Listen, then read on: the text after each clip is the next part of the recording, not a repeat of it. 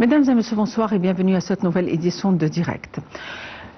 Le monde entier, notamment les populations du Proche-Orient et à leur tête évidemment les Égyptiens, attendent l'inauguration officielle du Grand Musée du Caire, le plus grand musée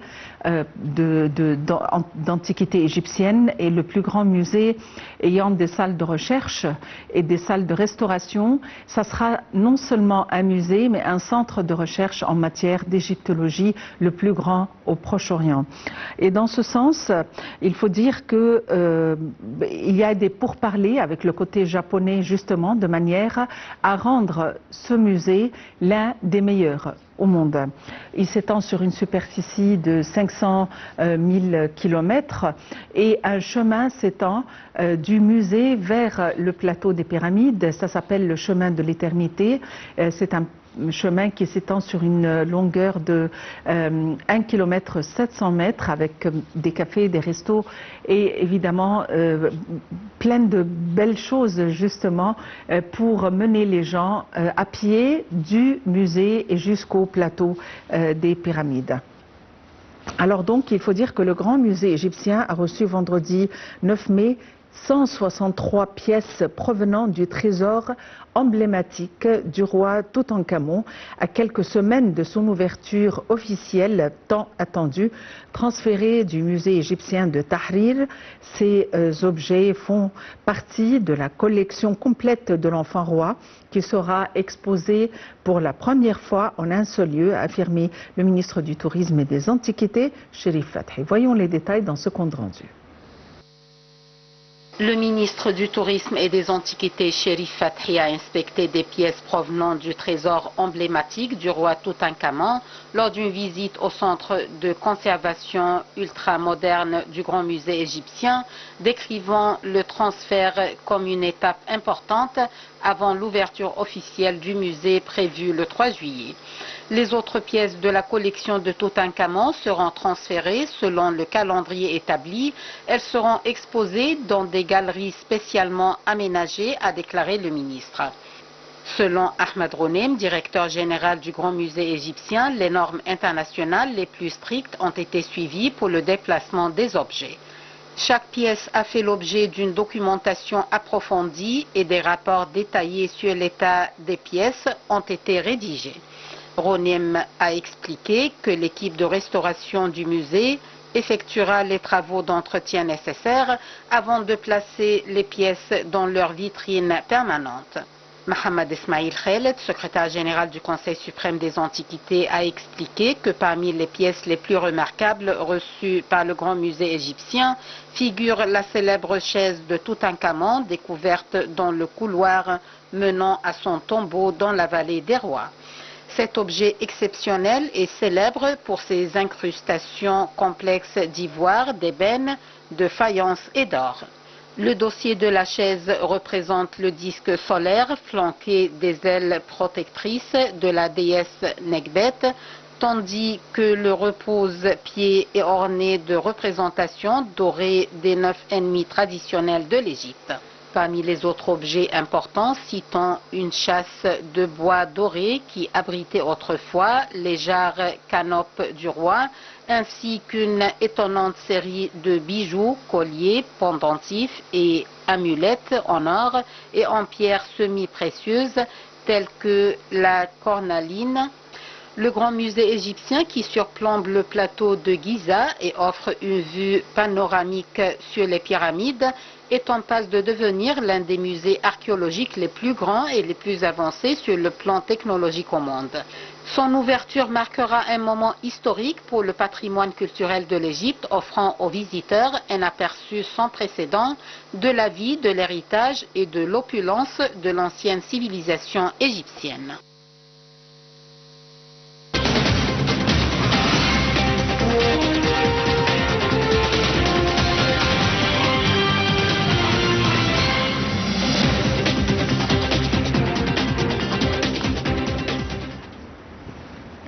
Il faut dire que le ministre de l'Antiquité a tenu une réunion avec l'autorité ou le représentant de l'autorité de la coopération japonaise afin de discuter des possibilités ou les moyens de coopération et aussi les moyens susceptibles de rendre le musée le plus grand centre de recherche en matière d'égyptologie, le plus grand centre de restauration, la manière dont les pièces sont exposées. Il ne s'agit pas d'un musée uniquement, mais un centre d'apprentissage et un centre de recherche. Et donc, l'idée de rendre de ce musée le plus grand au monde, et d'ailleurs de par la superficie, c'est actuellement le plus grand au Proche-Orient. Il faut dire aussi que le grand musée égyptien figure en tête des 50 gagnants du monde du voyage en 2024, selon le journal britannique The Daily Telegraph en décembre le 22 décembre dernier, décembre 2024. Le grand musée égyptien a remporté de même le Versailles Global Award. C'est un prix qui lui a été décerné pour pour figurer parmi les 7 musées les plus beaux du monde en 2024. Voyons les détails dans ce compte rendu, les comptes rendus de Rim Samir et Perihan Farouk. Le Grand Musée égyptien figure en tête des 50 gagnants du monde du voyage en 2024, selon le journal britannique The Telegraph du 22 décembre. Sous le titre 50 gagnants et perdants du monde du voyage en 2024, le journal britannique revient sur les destinations touristiques, compagnies aériennes, musées, etc., qui ont suscité le plus d'intérêt ou au contraire ont perdu de leur lustre durant l'année qui s'écoule. Lors d'une cérémonie organisée au siège de l'Organisation des Nations Unies pour l'éducation, la science et la culture, l'UNESCO à Paris, le Grand Musée égyptien a remporté le Versailles Global Award pour les 7 plus beaux musées du monde en 2024. Ce prix comprend des musées nouvellement ouverts qui reflètent le patrimoine local et l'efficacité environnementale. Le prix a été reçu par l'ambassadeur d'Égypte en France et le représentant permanent auprès de l'UNESCO, Ala Youssef. Le ministre du Tourisme et des Antiquités, Cherif Fathi, a félicité le musée pour ce prix, d'autant plus qu'il coïncide avec la récente mise à l'essai du musée qui encouragera davantage de visiteurs d'Égypte et du monde entier à le visiter et à apprécier la beauté de son dessin et l'expérience touristique distinctive qu'il offre. Il a ajouté que ce prix rehaussait également le statut du musée à l'échelle mondiale et contribuait à le promouvoir davantage et à mettre en valeur sa conception architecturale distinctive.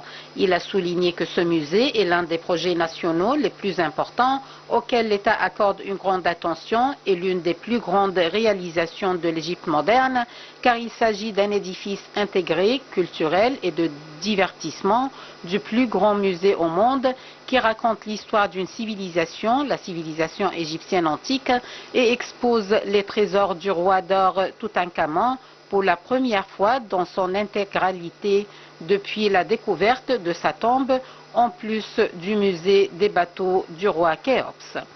Le ministre Cherif Fathi a exprimé ses remerciements et sa reconnaissance à tous ceux qui ont travaillé à l'achèvement de cet immense musée au cours des dernières années, ainsi qu'aux efforts considérables déployés par toutes les autorités et agences concernées du pays pour parvenir à ce que nous voyons aujourd'hui.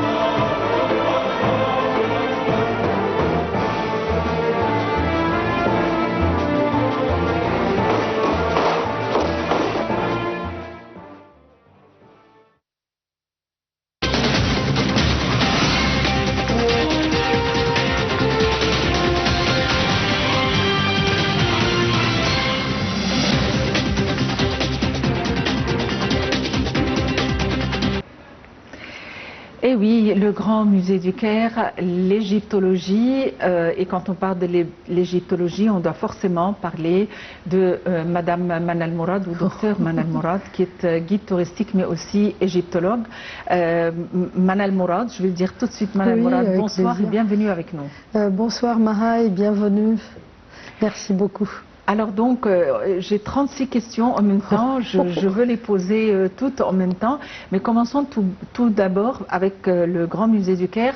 Bien sûr, on attend tous cette date tellement importante, le 3 juillet, date de l'inauguration de cet événement grandiose dont on est fier. Donc on aimerait en savoir plus sur l'organisation, sur un peu plus de détails. Oui, tout d'abord, permettez-moi de vous parler, quand même, tout le monde est en attente, même les Égyptiens. On attendait ce musée depuis 2013 et l'idée elle-même, elle a commencé en 2002. Quelle idée et quel musée! Un des plus grands musées dont les dimensions sortent des normes. Donc vous attendez un musée colossal, pharaonique, comme on dit à la française, et avec des dimensions incroyables, presque 500 hectares de superficie. Quand on parle en fédans, ça dépasse 105 000 fédans, donc c'est énorme, énorme, ainsi que toutes les superficies des jardins, les salles, etc. Et ça sera l'unique musée au monde qui va parler d'une seule civilisation qui est la nôtre, la civilisation égyptienne ancienne, avec toute la collection de Toutankhamon, qui n'a jamais été configurée de cette façon-là, avec 5500 pièces, et tout le musée va contenir 130 000 pièces de l'Égypte ancienne. C'est quand même quelque chose. Ouais. Effectivement. Et alors donc, il y a eu un transfert là récent de 163 pièces du trésor emblématique de Toutankhamon. Donc tout le monde attend Toutankhamon tout particulier. Pourquoi? Quelle est sa particularité? Tout d'abord, étant que pharaon, c'est un pharaon anonyme. Hein. Vous savez que c'est Howard Carter, avec la découverte le 4 novembre 1922 de sa tombe, il a mis au jour une tombe incroyable, inégale à n'importe quelle tombe d'un grand pharaon de cette époque-là, de la 18e dynastie. Aussi, il faut noter que les 5000 pièces ou les 5500 pièces n'ont jamais été ni contemplées, ni vues, ni par les archéologues, ni par les égyptologues. Jamais, jamais de la vie, on a eu cette chance d'avoir accès à toute la collection, sauf à l'époque de la trouvaille. Donc tout le monde attend, oui, même les savants, même les archéologues, même les égyptologues, tout le monde attend de voir les détails. Les 160 quelques pièces qui ont démarré depuis le musée de Tahrir, évidemment pour compléter le sujet, pour compléter tout le trésor.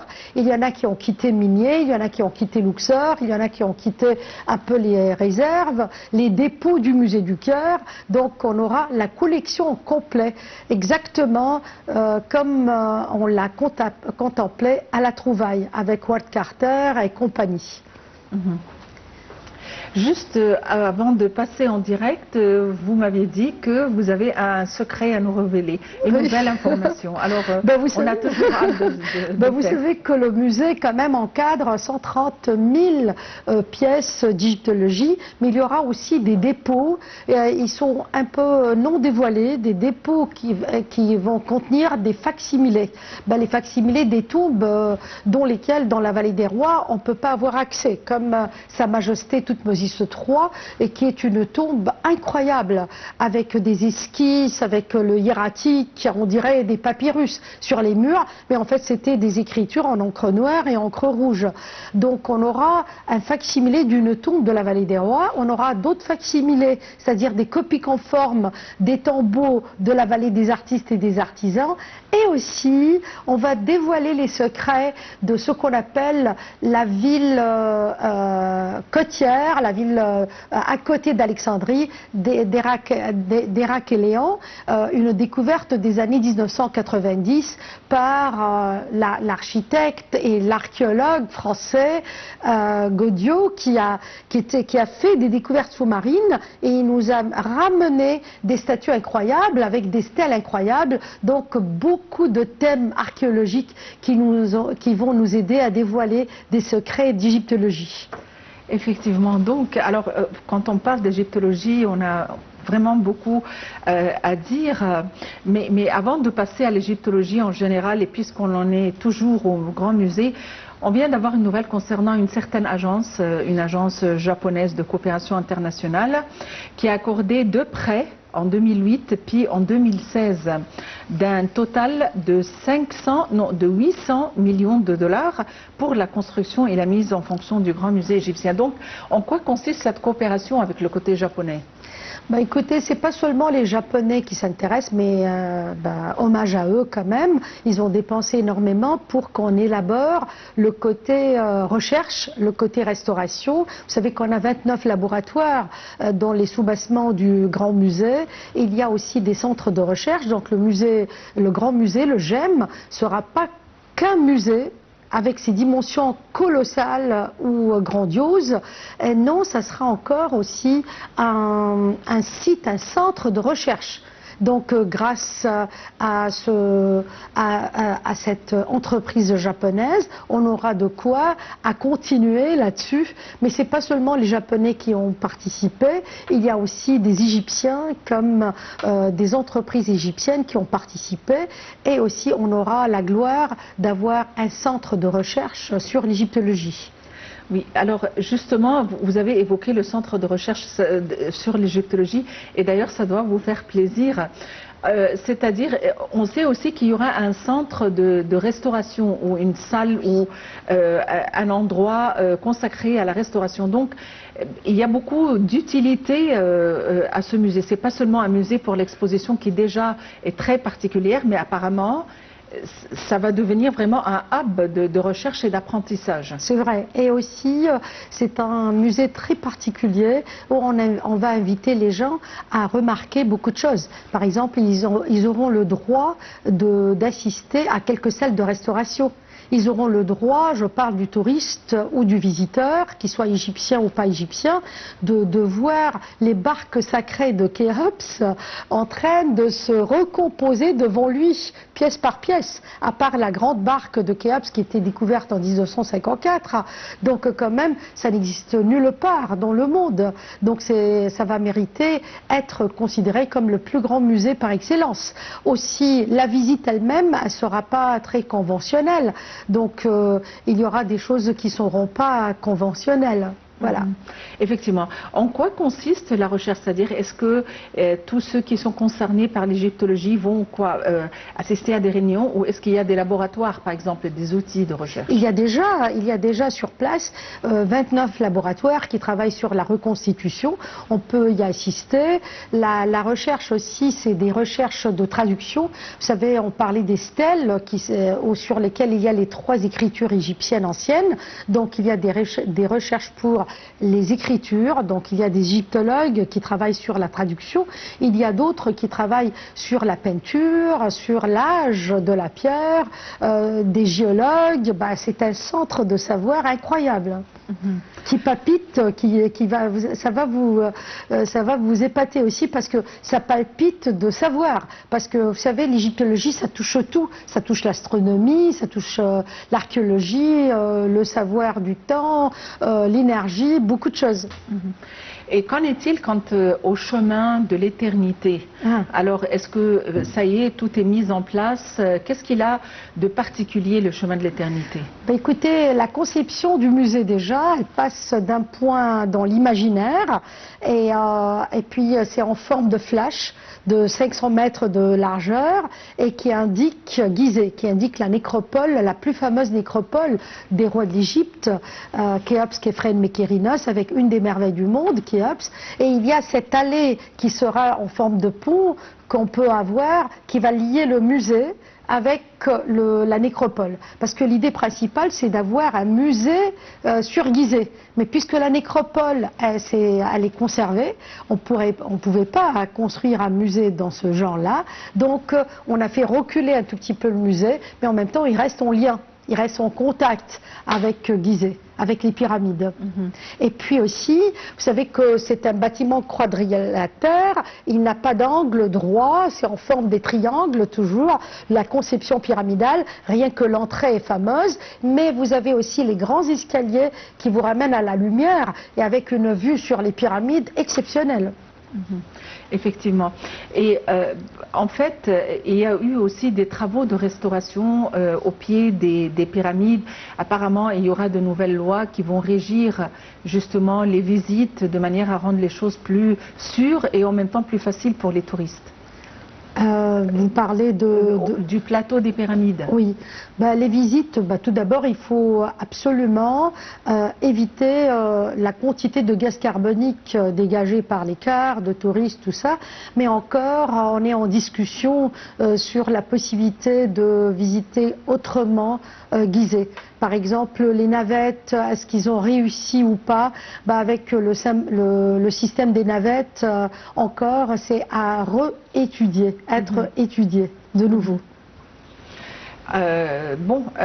Nous allons passer notre petit commentaire avant de continuer nos discussions et nos découvertes avec Dr Manal Mourad, guide touristique et égyptologue. Il faut dire que l'agence japonaise, qui fait partie d'autres entités justement qui ont des liens de coopération avec le côté égyptien, eh bien il s'agit d'une agence japonaise de coopération internationale qui avait accordé un prêt de 2008 en 2008 puis en 2016 d'un montant total de 800 millions de dollars pour la construction et la mise en fonction du Grand Musée égyptien. Voyons les détails dans ce compte rendu de Rim Samir et Perihan Farouk.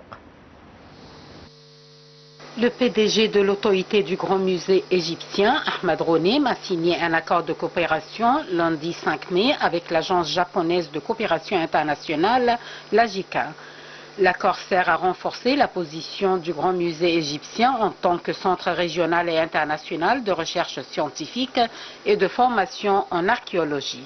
L'accord a été signé avec le directeur du département des infrastructures de l'agence japonaise et prévoit une coopération entre le Grand Musée et la JICA dans 3 domaines, à savoir la conduite de recherches spécialisées sur les fronts du musée et leurs publications, la restauration et la préservation de ses collections archéologiques et l'organisation de programmes de formation entre le musée et les institutions du patrimoine culturel en Égypte et dans la région du Moyen-Orient et de l'Afrique du Nord.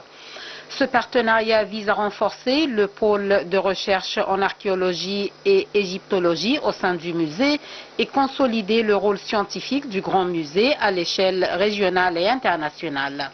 Cette coopération est d'autant plus importante qu'elle coïncide avec les derniers préparatifs de l'ouverture du Grand Musée égyptien prévu le 3 juillet. Pour le président de la JICA, cet accord est la suite d'une coopération fructueuse avec le musée qui a débuté en 2008. La JICA a accordé 2 prêts en 2008 puis en 2016 d'un total de 800 millions de dollars pour la construction du musée, la mise en place des expositions et des infrastructures de communication. La coopération technique entre la JICA et le Centre de conservation du Grand Musée a en outre permis le développement d'une base de données d'artefacts et l'organisation de formations sur la conservation-restauration des artefacts.